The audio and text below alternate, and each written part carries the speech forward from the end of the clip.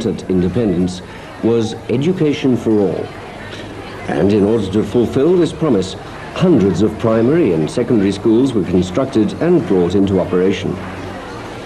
However, with most secondary school systems geared heavily to academic subjects, it was soon realized that at the end of every school year, the employment arena would be flooded with school leavers with adequate O-levels, but very little training in income-generating skills. With only a small percentage going on to university, all the others would require further education or an apprenticeship before they could play a useful role in the national production line. What was the answer? Education for productive living was the answer. With schools offering diverse and versatile learning streams, still covering academic subjects, but giving greater emphasis to practical skills geared to student ability and, more importantly, the needs of Zimbabwe. Then not only would school leavers be armed with the means to earn a living, but Zimbabwe's development program would receive a yearly injection of skilled labor, provided by an enthusiastic and strong young workforce. The perfect solution to rapid progress in our new young nation. But to modify the educational system of Zimbabwe is going to take time and money. And while the national education transformation is being planned and brought into operation, government looks towards new schools to help implement their new thinking and get the whole dynamic project off the ground. As His Excellency President Comrade Robert Mugabe said, government alone cannot build, expand and maintain the number of schools the country requires.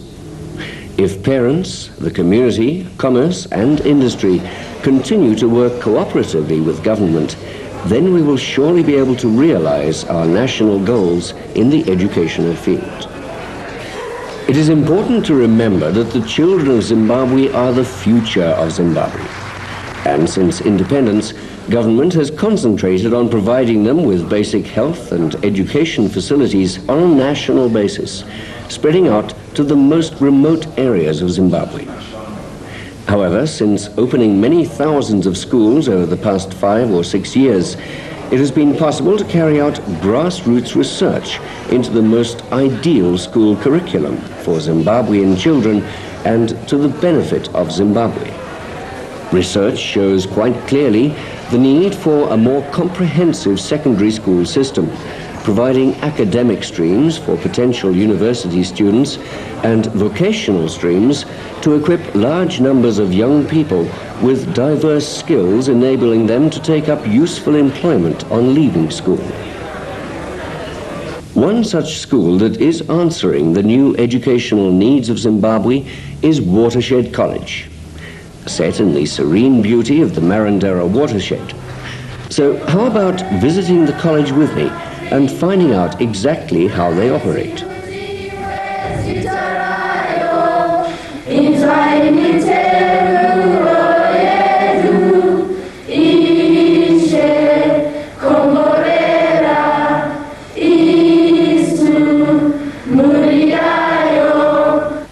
Watershed College is a co-educational secondary school set on 150 hectares of land, 62.5 kilometers from Harare and only 12.5 kilometers from Marandera town, a long and well-established educational center of this country.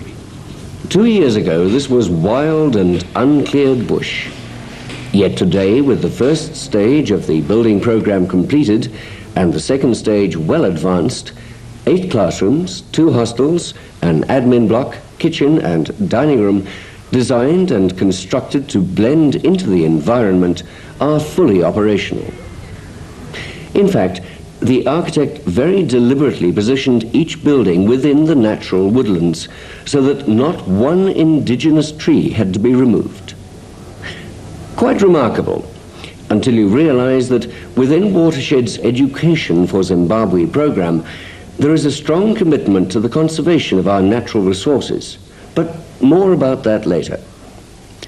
I asked Bob Knott, chairman of the college board, what motivated the formation of Watershed College? Well, there was quite a large number of parents involved who were concerned about the education of their children, thinking about the environment that we live in and trying to prepare their children for life in Zimbabwe because of their commitment to Zimbabwe. We got together and held various meetings, and at one of those meetings the Minister of Education was there, and he turned around to us and said, "Why don't you go ahead and build such a school, seeing it's directly in line with government thinking?" This is exactly what we did. The committee was elected, and the committee worked out the constitution and founded the institution of Watershed College. Membership fees were charged, and the money which was raised from membership fees went to the building of the school. All right, so Bob Knott and a group of concerned parents got together and organized the physical needs of the college: land,